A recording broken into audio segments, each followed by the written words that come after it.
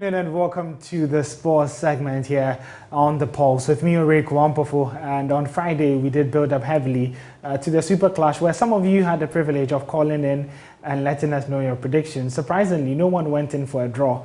And that's what we had on Sunday, a goalless draw between the two sides, which essentially only helps one side, that's Asante Kotoko, as they retain their 12-point lead over their rivals. They opened the gap at the top to 7 points over second place Bechem United, and it looked like they're cruising ahead of the second round. Kotoko look like they're fine.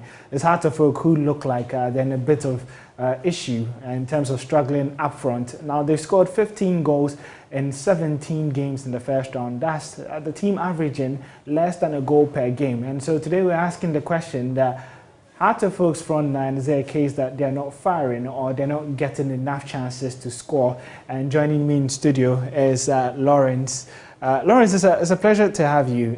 You were at the stadium on Sunday and you saw Hearts-of-Oak versus Asante Kotoko. From what you saw from Hearts, they defended well and didn't really create a lot up front or didn't take the little chances that they have. Do you think that summarizes some of Wedu's season?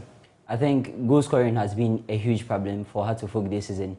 Going into the season, having won the Premier League last season, coming in, Samuel Wedu brought on board Kofi Koji to try and add firepower to the Hearts team. But then after 17 games, they look far from their best last season. They've only scored 15 goals out in 17 games. And then you ask yourself who has been their top scorer, and then it is Koji. You take out Koji, and then the next player up next is Efriye Banye, who has just 3 goals.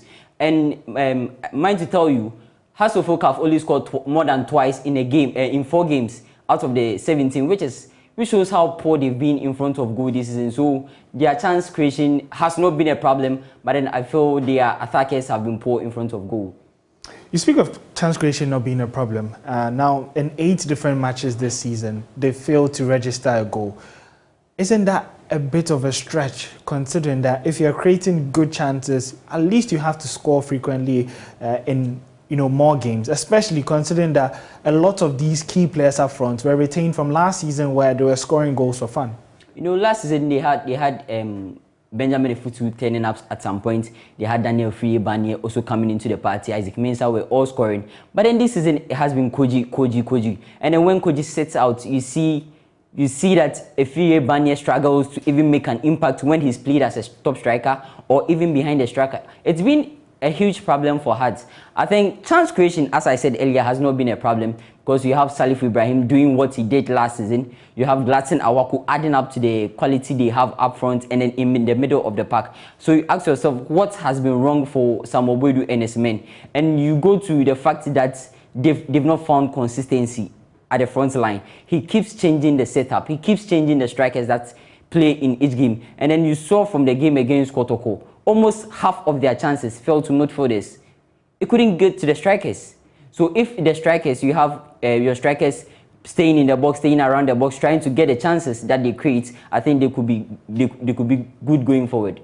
Let's use the Super Clash as a case study where Kofi Koji, who you rightly said is the man who has been providing the goals, their top scorer this season, was once again surprisingly left out for Kojo Obeng Jr., who had a glorious opportunity and rather complicated it by hitting the post.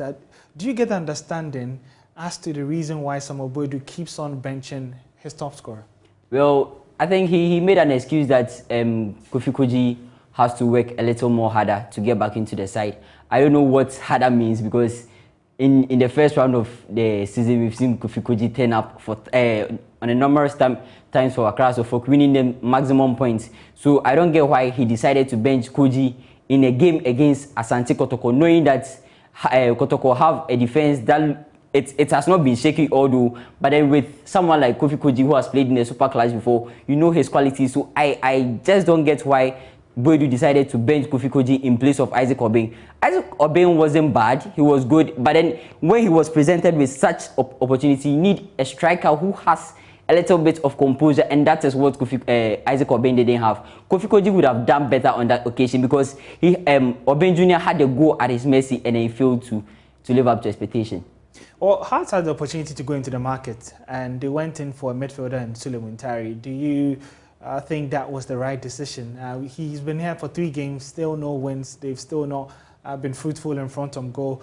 Do you think they need more, or this team can click again in the second round? You know, Hearts should be thanking their God that a midfielder like Nuruddin is back in the team. Nuruddin was supposed to boss this midfield team of Accra Asafo prior to his injury, and then his return, I feel, should be an okay case for Samuel Boadu. I don't think they need any additions in midfield because he already has the options he needs. He just needs to speak to his attackers, get them clicking again, because it looks like they've lacked that edge in front of goal. Just push them harder, and then we've seen teams do that. And then if we are looking at the Super Clash again, it won't be a surprise that ahead of the game we were all mentioning the names of Etuga and Mfege. Both have done excellent, and then you ask yourself, what has Prosper done to them? It's just about pushing them. Once you push them, you get the best out of them, and then your team will fire again.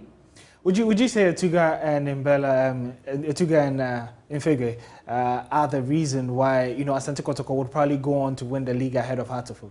I think so, because they've been prolific. If you see the two of them, if you look at the stats and you see the two of them scoring 15 goals out of the 26 that Kotoko have scored, that is 57.7 of Kotoko's goals this season. And if you take away those goals, and Kotoko should be lying lower than where they are on top of the league. So I feel the two will be efficient in Kotoko winning their 25th league title.